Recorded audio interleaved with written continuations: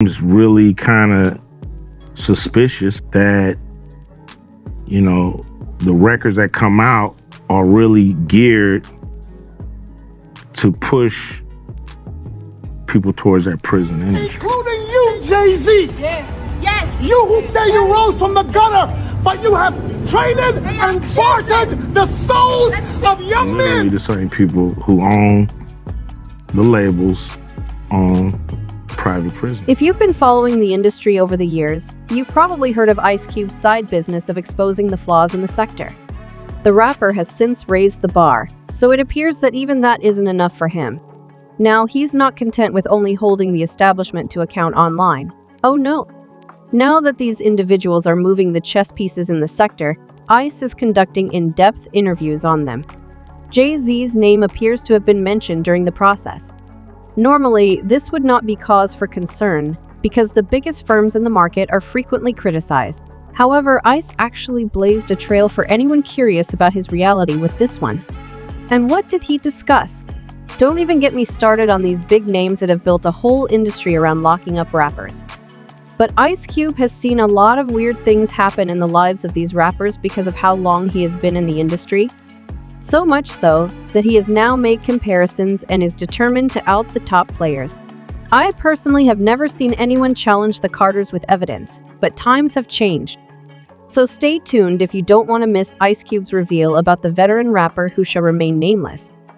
The fact that older people generally have greater life experience influences people's willingness to believe them. And Ice Cube experienced the same thing. The rapper-turned-actor has been frank about the puppeteer nature of the business and how record labels and their executives are actually in charge of dictating how rappers are sentenced. The boldness? Yes. Actually, the Friday rapper stated much more than that. During an interview with Bill Maher for the Comedians podcast, Ice Cube stepped up his efforts to expose the extent to which certain music industry executives have influence over society as a whole. The program, titled Club Random, began with a discussion on Ice Cube's life and work as a whole, and quickly turned into a roller coaster when he brought up the allegedly scandalous link between the jail industry and the music industry. Who do you suppose is at the center of both? The actor, who appeared to be enlightened, claimed that the purpose of the game being played by these prominent members of the business is to keep the people confused and, thus, divided. The name seems to change every 20 or 30 years, which is strange. According to Ice Cube, someone wants to rebrand the same item. He continued by saying that trivial disagreements like this are foisted onto society in order to alienate individuals and keep them from discussing the issues that they should all work together to solve. It's just done to really keep us fighting and chasing these words, so they're not really getting to the root of the problems, which are usually very common, if we really get to the root of it, Ice Cube added. After Maher asked Ice to name some of these individuals who are intentionally separating society, it was already quite obvious that the Friday actor was onto something. He then went on to list the purported links he believes to exist in the industry. However, Ice Cube did the podcast host and the rest of the world a favor by asking a single question rather than explaining what he was talking about. Who gains and makes money from our disagreements and division? Ice Cube posed a risible question. Take the money. I'm not sure of their names, Bill, but he said, if you follow the money, you go high enough, you start to see. The record business was then used as a general illustration of how those in positions of power can influence what is said by those who are quarreling and fighting. Although I am not familiar with their names, if you follow the money and climb high enough, you begin to see. According to Ice Cube, the same individuals who run record labels also operate prisons. He said that it appears quite suspicious if you want to use that word that the records that are released are actually designed to draw people into the jail industry. Maher, like many others, had his concerns about Cube's disclosure, claiming that rappers weren't coerced into writing the rhymes that helped get artists arrested and put them in jail. At this time, Ice Cube made the decision to pull out the big weapons. It's not about forcing someone to compose the lyrics, it's about providing barriers to ensure that some songs pass and others don't, said Ice Cube. Later, he asserted that certain songs are produced by committee in which a record label micromanages the ideas and lyrics utilized in an album to the point that the label is promoting a particular narrative. In order to keep prisons full, Ice Cube claimed that this is an example of social engineering. In essence, ICE was saying that the same individuals in charge of record labels appear to have financial or stock interests in the private jail sector. Thus, they are motivated to take all possible measures to limit the number of persons who receive jail sentences.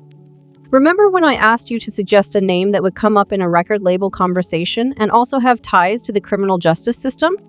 Well, it's none other than Jay-Z, the patriarch of the Carter family.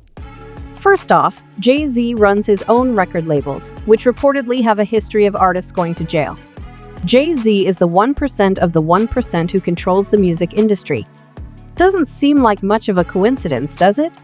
While the majority of the rappers who have been signed to Jay-Z's record label over the years have experienced their fair share of legal difficulties, there has been a trend of Hav refusing to offer assistance, despite the fact that he actually has the necessary connections. Casanova, the rapper's legal troubles are one of the most well-known instances of this situation. After signing with Roc Nation in 2016, Casanova was arrested and charged with attempted murder in November of the same year. He claims that despite him going back and forth on the matter for months, Jay-Z has not offered to help. The rapper actually released a statement after spending a month in jail that said he was in a difficult situation. "I've been in prison for almost a year now, exhausted all remedies and spent a large amount of money on legal bills to prove my innocence," he said in a message posted on Instagram on his behalf. "The accusations made against me are untrue. They don't reflect or portray who I am. They don't represent me. I'm calling on all the great people with meaningful and powerful voices to help me with this matter," the New York rapper concluded in his statement. "If there is anything you can do to assist, please do so. For example, you could get in touch with my lawyer to ensure that I had no involvement in this matter, or you may hire a private investigator to look into the facts rather than the supposed allegations against me."